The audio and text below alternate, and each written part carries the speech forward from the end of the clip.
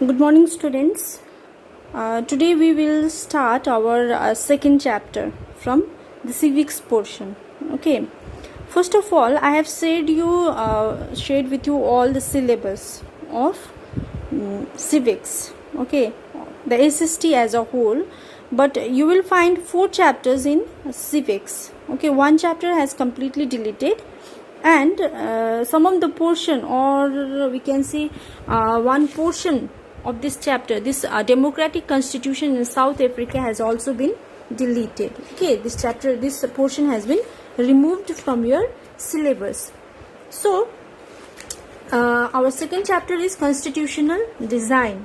So from this constitutional design, democratic constitution in South Africa has been removed, and we have to start from why do we need a constitution. But first of all, for your general idea,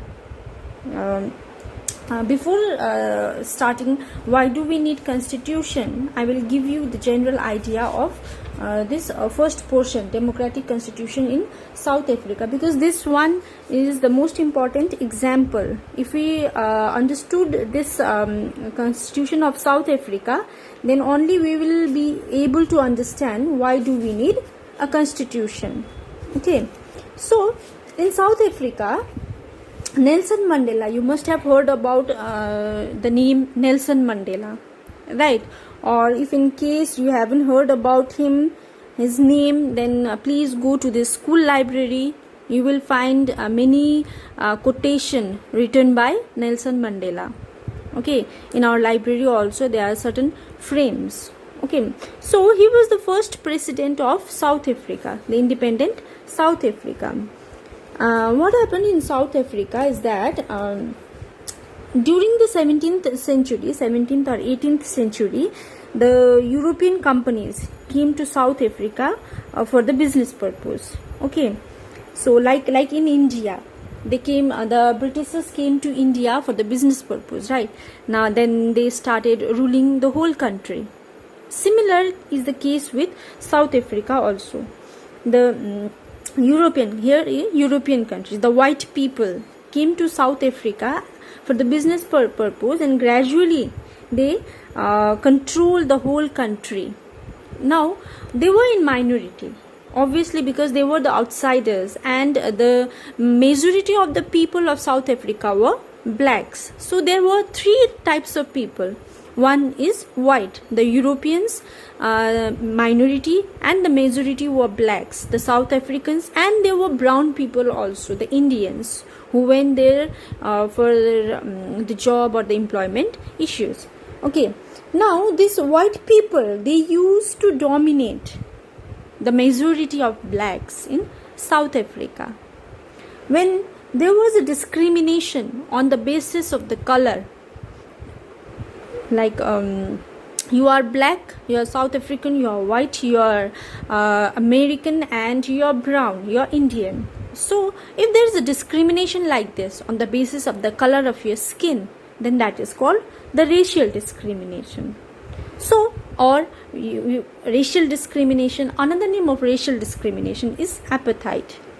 So in South Africa, the black people have to suffer from apartheid. Okay, the whites used to dominate them. The white people always used to dominate them. They were forced to do certain things. There was discrimination in every field, in every area. Even there were different trains, buses, taxis, hotels, hospitals, schools, colleges, libraries, cinema halls, theater, beaches, swimming pool, public toilets as well.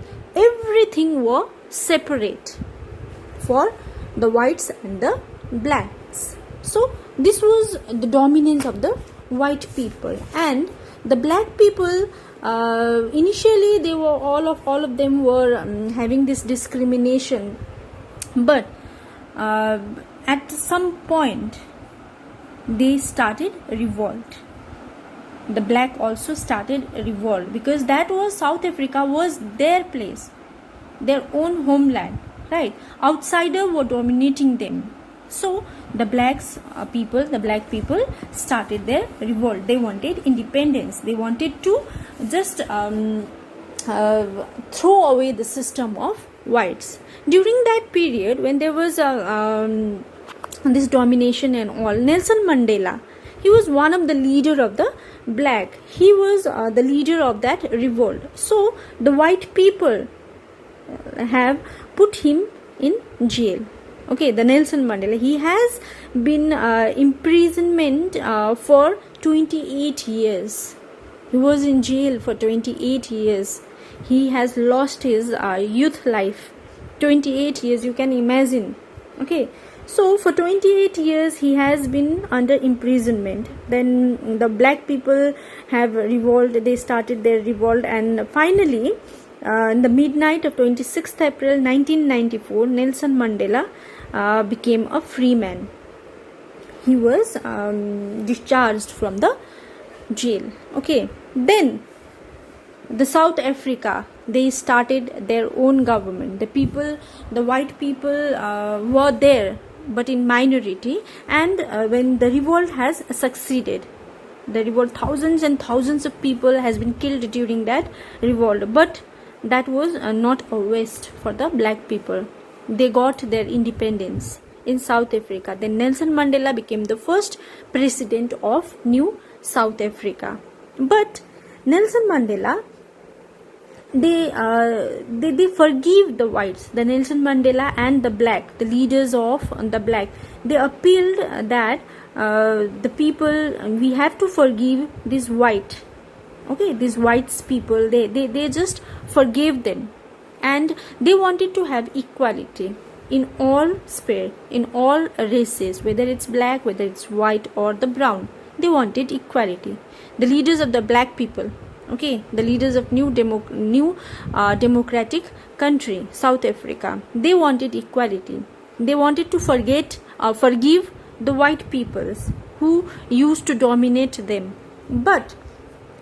And they wanted to have equality in all races, between men and women, democratic values, social justice should be there, human rights should be there. They wanted to have that type of government. That is called democracy. Okay, so now what happened is that they wanted to have such type of equality, but how can they trust each other? The blacks did not trust white, and the whites also did not trust the black. So how can they trust each other? What is the way to have peaceful life in that country? What is the way? The way was the constitution. Because every constitution is a set of rules and regulations. Okay, so that constitution will guarantee them equality, will guarantee them peaceful life. Because whoever abridges that constitution, that was a punishable offense. If blacks used to blacks used to take a wrong advantage from the constitution or from the laws and regulation, then they will be punished, whether they are in the majority or the minority. They should have that fear in their mind. Okay, and this equality, this peaceful life will be guaranteed by the constitution only. Now this is the answer. Why do we need a constitution? Okay, the example of South Africa. Now they wanted to trust each other. They wanted to have a friendly relationship. They wanted to share their interests. They wanted to safeguard their interests. They wanted to protect their privileges, their property, everything they wanted to protect. So after long negotiation, both the parties agreed to compromise. Both black and the whites, they agreed to compromise. Okay, they also agreed to accept some basic rights for the poor and the workers. Okay, and they will have now they agreed that the majority would not take away the property of the white minority, because whites were in minority. Now all of them had agreed on certain rules. Okay, both the parties, minorities and the majorities, blacks and whites, both of them were agreed. But who will guarantee now? What was the guarantee that this trust will not be broken in future? So in order to have this guarantee, in order to have this trust, they formed a constitution. So the constitution, the constitution of a country is a set of written rules that are accepted by all people living together in a country. Constitution is a set of rules, written rules that every individual has to agree, whoever is living in that particular country.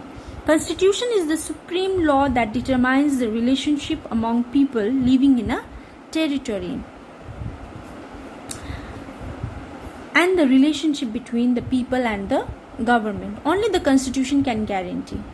Okay, a constitution does many things. So the first point, first, it generates a degree of trust and coordination that is necessary for different kind of people to live together. So there should be a trust and the coordination between the people, right, in order to live in one particular country. So that trust has been guaranteed, that coordination has been guaranteed by the constitution, because that has been written as a rule, as a law. Second, it specifies how the government will be constituted, who will have the power to take which decision. Now, how the government will function, this also been written in the constitution, and who will take the power, the decision, who has the power to take the major decision. This also has been guaranteed by the constitution. Third, it lays down limit on the power of the government and tells us what the rights of the citizen are. Third point is that the power of the government has so many powers, right? But that power has a limit, and that limit has been given by the constitution only. And that constitution also tells us about the rights. As a common people, what are our fundamental rights? Where can we fight? Where can we ask for our privileges? That has been guaranteed by the constitution. Fourth, it expresses the aspiration of the people about creating a good society. Fourth is that the constitution gives us hope, aspiration in order to have a good society. How can we create a good society? If there were no crimes, if there were no discrimination, then automatically that society will be a good society. So if there were certain crimes, then there should be punishment also. And that punishment, what would be the punishment of a crime? That also has been written in the constitution. Okay, so this is the answer.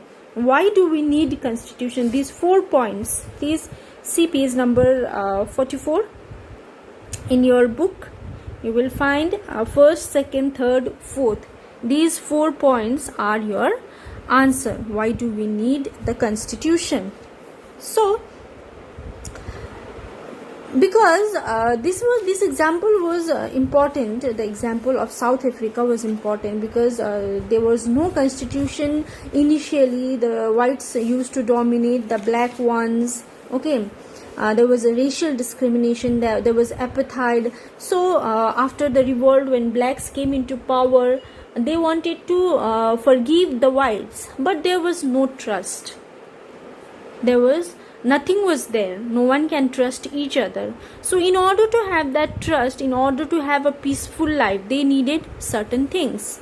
So the most important thing during that time was constitution. They also formed a constitution, a written set of rules and regulation. And all the countries that have constitution are not necessarily democratic.